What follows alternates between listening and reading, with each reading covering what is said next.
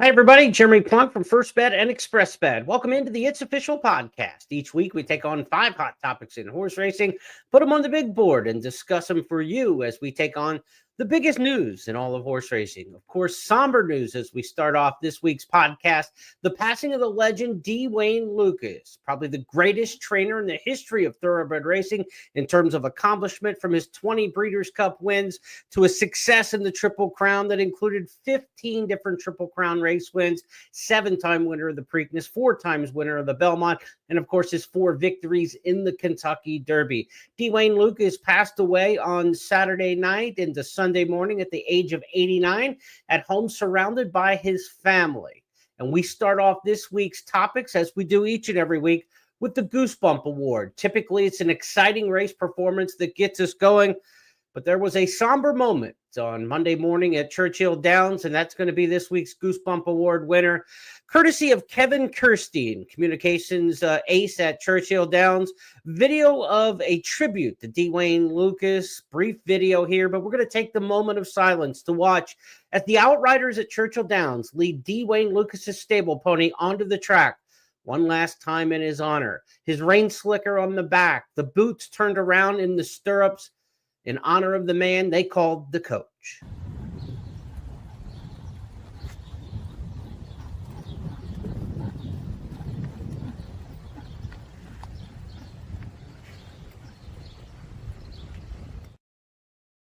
Hard not to watch that and take a deep breath. Takes me back a few years to when John Asher, who was the director of communications at Churchill Downs for so many years, when he passed away suddenly from a heart attack. And in his final ride around Churchill Downs in the limousine, John Asher went around in the hearse around Churchill Downs before going to his gravesite. Just a seminal moment, and something that you think that you won't forget, seeing D. Wayne Lucas's stable pony going out Monday morning at Churchill Downs. Really a very, very fitting tribute. The tributes to Lukas came from all around the world and, of course, national media, not just a racing figure. When you look at the headlines in the news over the past few days, the New York Times, the Washington Post, the Los Angeles Times, from coast to coast, all the major TV networks, CBS News in this case, all paying tribute to D. Wayne Lukas, an obituary that had its time finally at the age of 89, nearing his 90th birthday, which would have come up in September. He outlived the odds. He outlived many who passed before him in this game, and he kept his head up and was a winner all the way to the end. One of the tributes that came in was from one of the most famous owners that he ever had as a trainer, MC Hammer, Stanley Burrell. He and his brothers had Oaktown Stable back in the early 90s.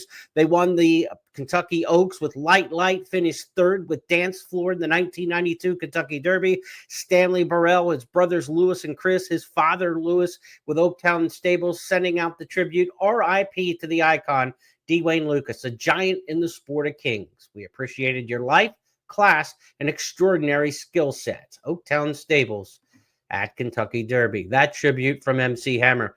And of course, one of our very own here, Jeff Siegel, who's dealing with health issues of his own, typically would be on this podcast, but is out right now dealing with some health issues.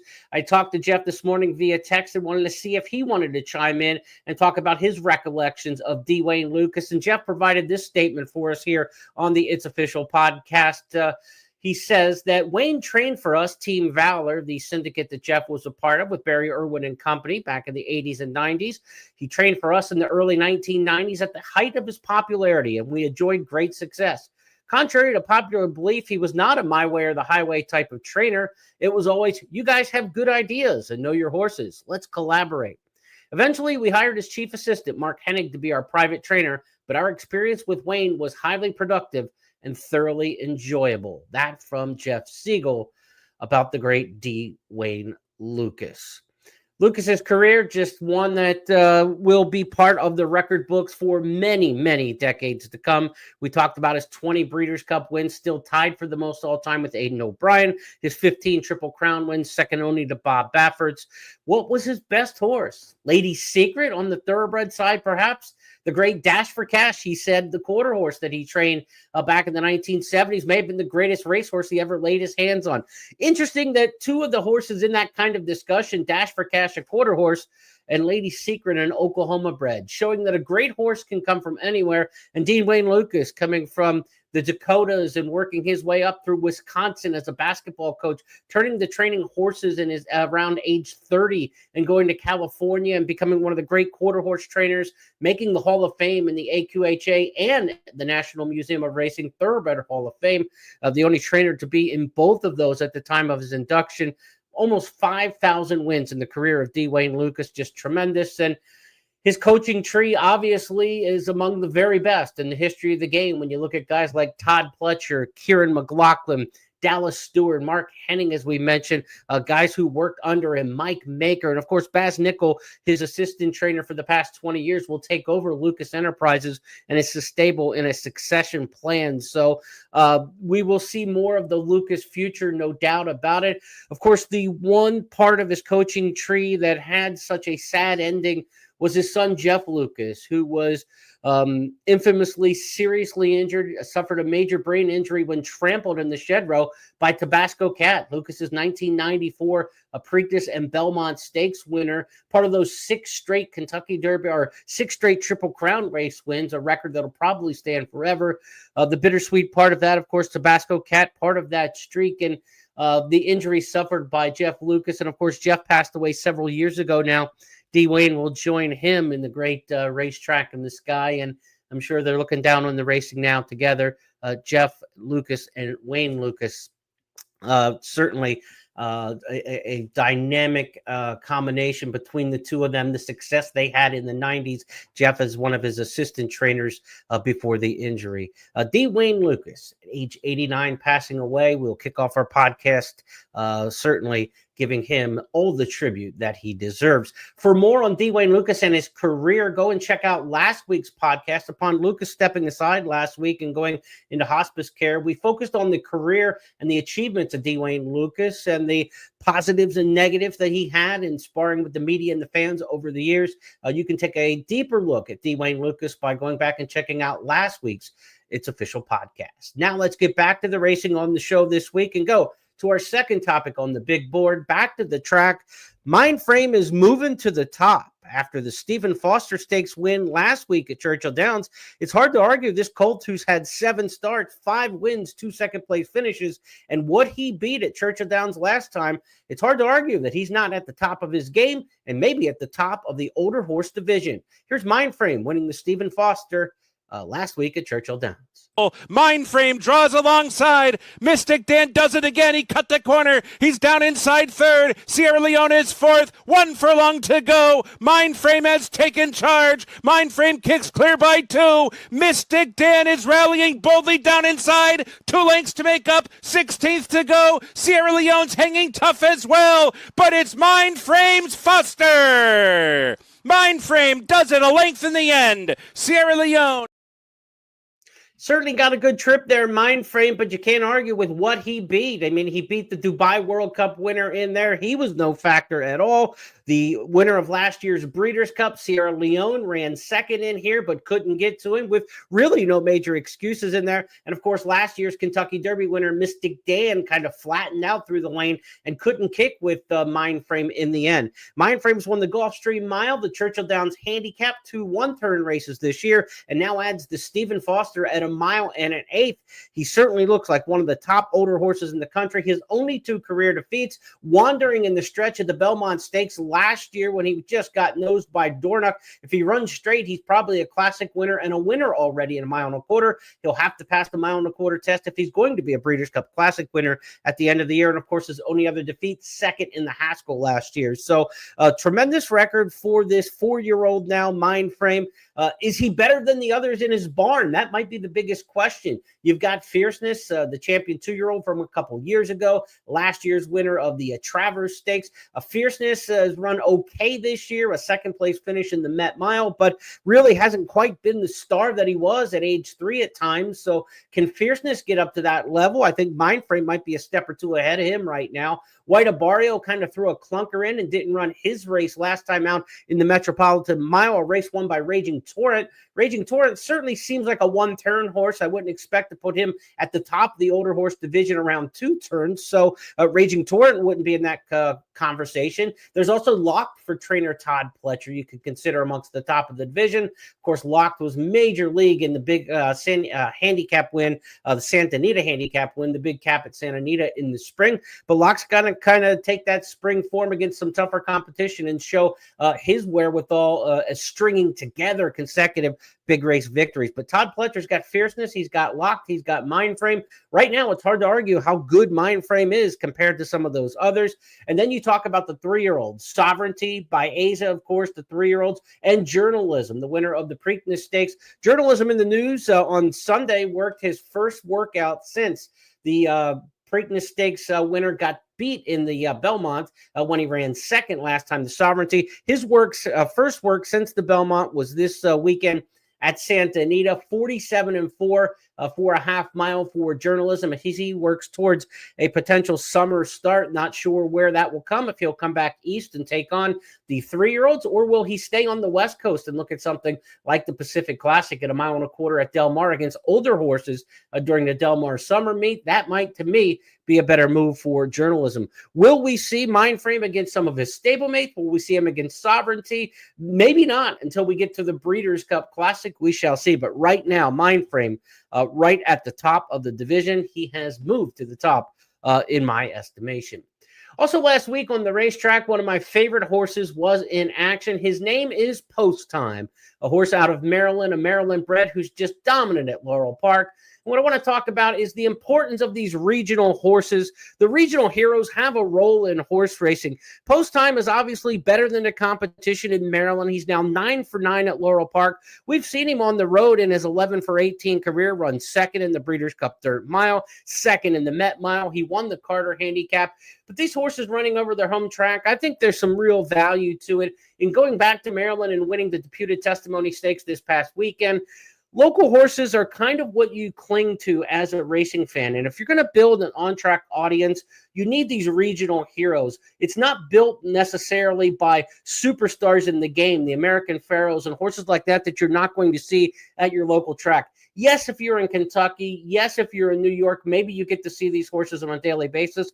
But somebody like me who grew up on the Pennsylvania-Maryland border, the Maryland horses, West Virginia horses, those old veteran stakes horses are really what kind of build your fandom in a game. And I would think back to Little Bull John in Maryland for Jerry Robb back in the day, and horses like Onion Juice in West Virginia. You've got a horse Post Time right now and horses like him around the country that really have a regional role to play. Let's go back and watch Post Time in victory this weekend in the Deputed Testimony at Laurel. 3 furlongs left to go. Speediness, Awfully Cool, ridden for a little more. Post Time is right there in third position, down in sight of Awfully Cool as they reach toward the quarter pole at the top of the stretch. And so Speediness is that leader, the one to catch still from Awfully Cool. Post Time is now set down just to the inside of Awfully Cool. Has daylight in between horses to try to quicken on, does Post Time. Speediness is game, though. Speediness, Post Time, Awfully Cool there on the outside still. And it is Post Time. Post Time, a 16th to go, takes off with Sheldon Russell, coasting away in the Deputed Testimony. It's Post Time. Awfully Cool and then Speediness. Hats off to owner Ellen Charles of Hillwood Stable for bringing this one back home to run in Maryland. We'll see Post Time in some of the bigger races, I'm sure. We've seen the horse in New York. We've seen the horse out of Del Mar for Breeders' Cup in the past and last year's Dirt Mile. They were just at Churchill Downs running 2 turns in the Blame Stakes prior to this. So Post Time winning the Deputed Testimony. Yes, it wasn't much of a good gambling race, of course, but this is what you want to build fandom in a local racetrack. And I love these kind of regional horses. You think back to Chosen Vron in recent years in Southern California, but then you got Touch Upon a Star down in Louisiana, as good as he is right now for the Delhomes, a Louisiana bred who really is kind of the horse that you want to kind of see when his name pops up in the entries. You want to go out and watch those kind of horses. The Pizza Man in Illinois, you remember a few years back, and then stepping up and winning the Arlington Million. You think Emerald Downs and Striker PhD winning a couple editions of the Long Acres Mile. These local stars, then they hold their turf when the big shippers come in from out of town.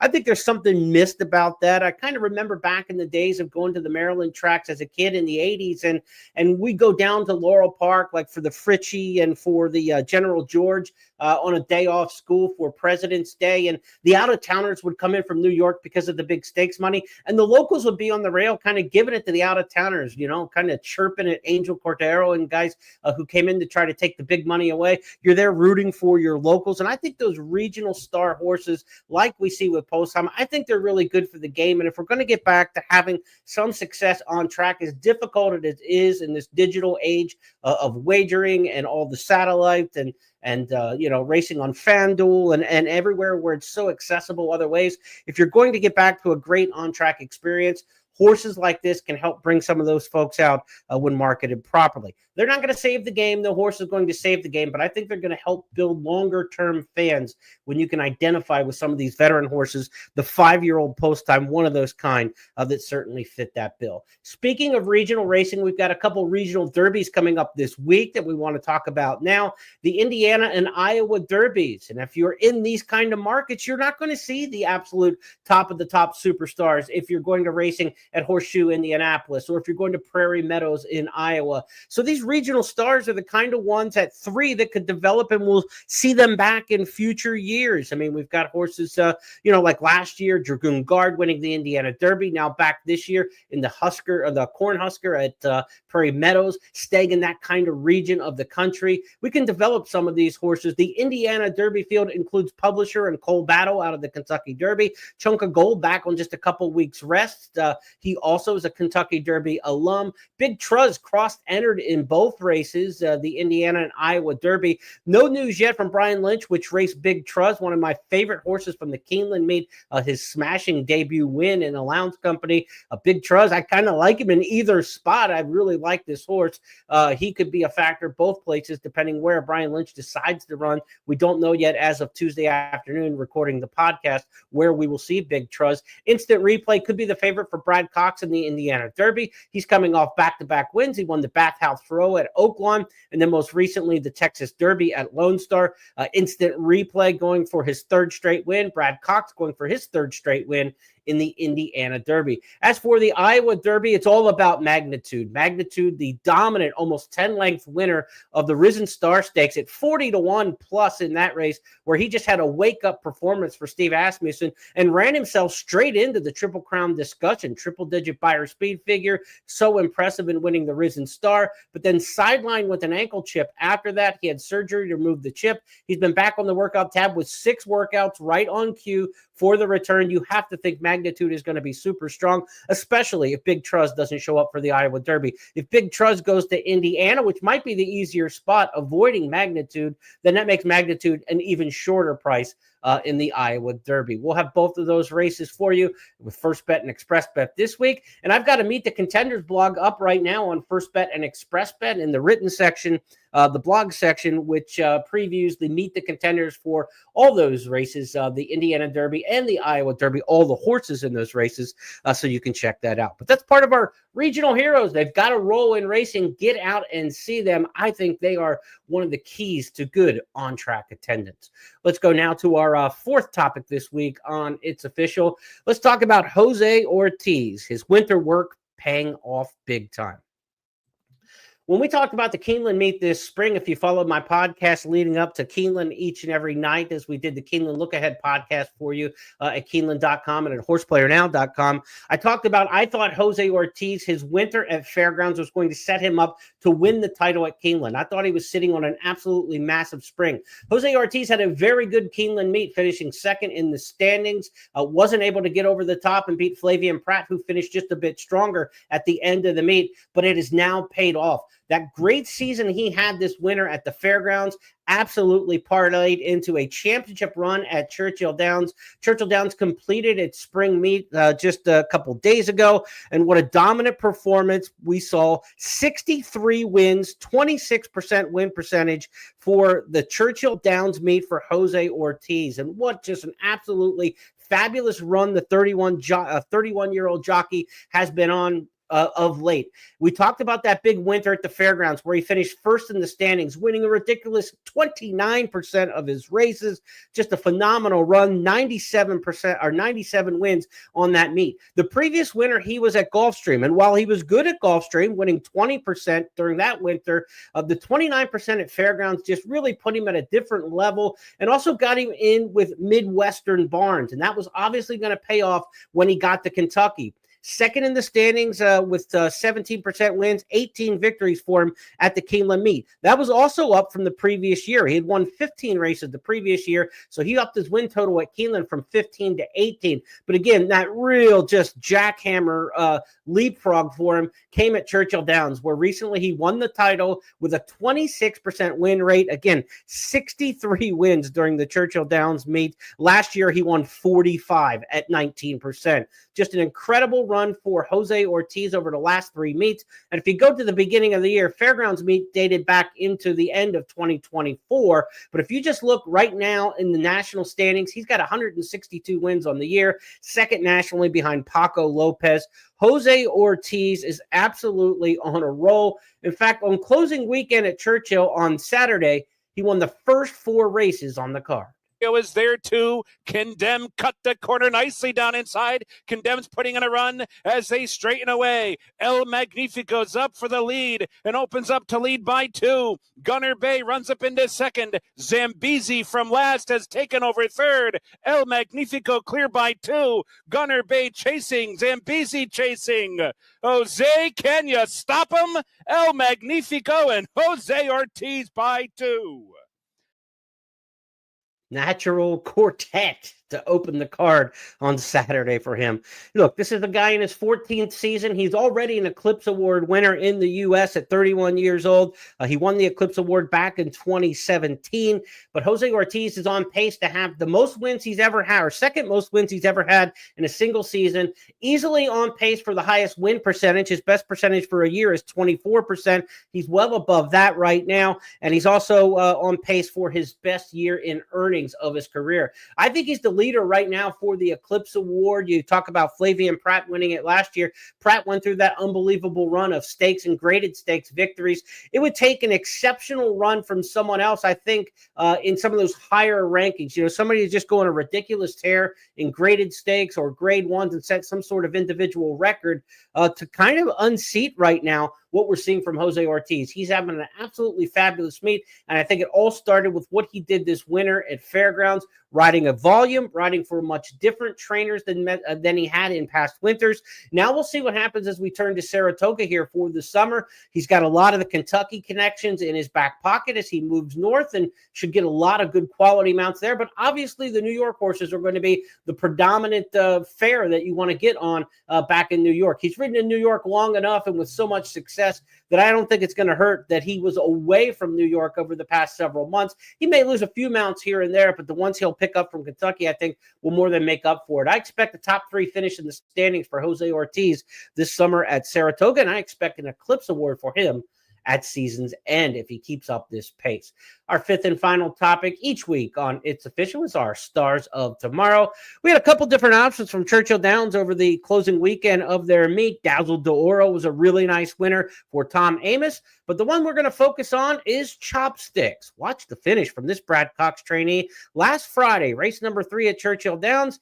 This is one to watch. 3-length winner and 110 and change. Vadra, Cena, head-to-head off the turn. Vadra's inside, Cena's outside. Cena's up for a short lead. Chopsticks trying to get on track is now third and making some progress. Mario Sachs is 2, and so is Go-To Girl. Cena's in front, but here comes Chopsticks. Chopsticks powers past at the 16th pole, taking advantage of that hot pace, and she will do it. Chopsticks wins by nearly 3. Obviously, she got a nice pace set up in there, but she took advantage of it. And this is the May 2nd foal who's winning probably a little earlier than she should, given some of that developmental loss that she has being such a late foal. She's by Essential Quality, who was a 2-year-old champion. Her dam, Miss Southern Miss, won the Surfer Girl on turf as a 2-year-old going long for Kate DeSormo. Her second dam won the Delta Princess, which is the big race in Louisiana for the 2-year-old fillies in the late in the year. There is a win early pedigree for this Essential Quality quality filly Chopsticks, and Brad Cox could have himself one that we want to watch for sure here in the 2-year-old ranks. Chopsticks, our star of tomorrow. Let's review the topics this week on the It's Official podcast, starting off with our Goosebump Award, the tribute to trainer D. Wayne Lucas, performed by Churchill Downs, their outriders, and that wonderful video captured by Kevin Kirstein of the publicity department at Churchill Downs. Mindframe moved to the top of the older horse division with his win in the Stephen Foster. He knocked off winners of the Dubai World Cup, the Kentucky Derby, and the Breeders' Cup Classic in the process. The regional heroes have a role in racing, and we saw one of them in Stardom last week in the Deputed Testimony Stakes. One of my favorite horses, Post Time, advanced the 9-for-9 lifetime at Laurel Park. We also looked ahead to some regional derbies in Iowa and Indiana coming up this Saturday.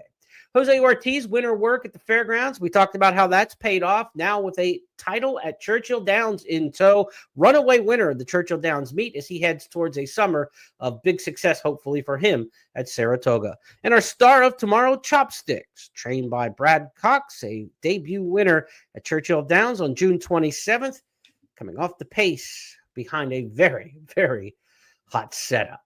Those 5 topics are now official because Jeff Siegel and I said so. That's the way we play the game, and we'll re-rack it in 7 days' time and do it all again with 5 more topics this coming week. Again, we've got some racing for you this weekend of repute in Iowa, in Indiana, and a big weekend at Saratoga. Yes, Saratoga this early. It's the July 4th Racing Festival at the Spa coming up this weekend. They will run Thursday through Sunday this week at Saratoga. Big stakes races on the line throughout the course of the weekend. And Scott Shapiro and I will give you a handicapping preview this Thursday. Our typical handicapping podcast on Fridays moved up a day because of the July 4th holiday on Friday. So Scott and I will be back with you on Thursday this week. Thursday's podcast, of course, the First Call podcast will handicap 8 stakes races set up for a big weekend. Saratoga, Indiana, Iowa, all part of that spotlight. I want to thank Brian W. Spencer for sitting in and doing a really nice job of his handicapping last week on the First Call podcast while Scott was out. Scott's back this week. Looking forward to handicapping with him on Friday. On behalf of everyone with First Bet and Express Bet, I'm Jeremy Plonk. Have a great week, everybody. We'll talk to you Thursday.